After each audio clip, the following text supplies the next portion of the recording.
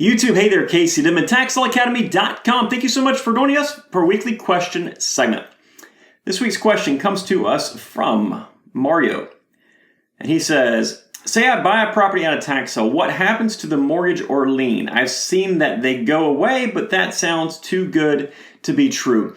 Mario, first off, thank you for your question. Now, before I answer it, I do want to add a quick little plug for my book, Tax Sale Playbook, which you can pick up at TaxSaleAcademy.com. The book itself is free. Just cover the nominal shipping cost, less than $5 if you're in the US.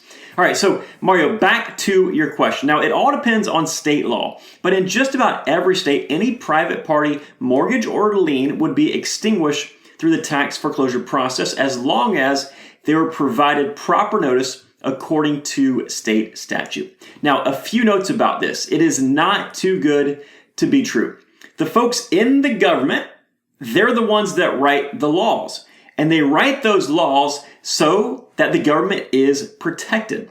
Now, those real estate taxes are the most important thing to ensure that the local government can operate as needed by providing all the necessities and the things that we come to expect. Law enforcement, fire protection, roads, bridges, schools, parks, all those kinds of things, and many, many other things. So obviously, when they designed these laws, the tax foreclosure laws, they did so in a manner where the taxes have a priority over all other liens for those reasons, because the stuff that the taxes pay for are so crucial to ensure the local governments can operate the way that we expect them to.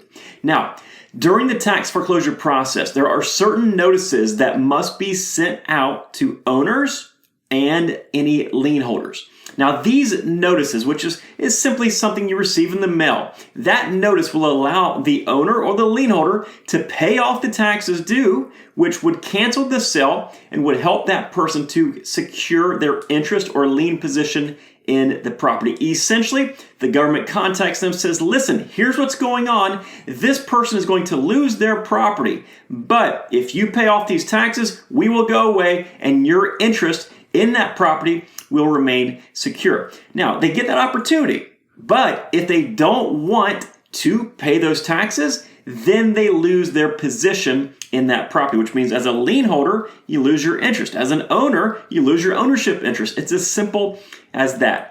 Now, the exception are governmental liens. So city or county liens, such as water liens, nuisance liens, things like weed violations, all that kind of stuff, those will remain, okay? And those will be the responsibility of the purchaser, of the investor, after the purchase at the tax sale. And the reason is the government simply isn't going to cancel out one county department's liens because another county department is foreclosing. So instead, you've got all of the county and the city liens and any other governmental liens, like an IRS lien, for example, or a state governmental lien, that will remain.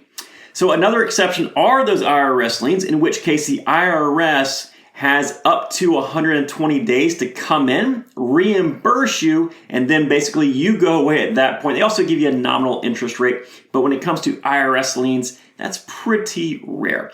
So in short, private party liens will be extinguished through the tax foreclosure process in most cases.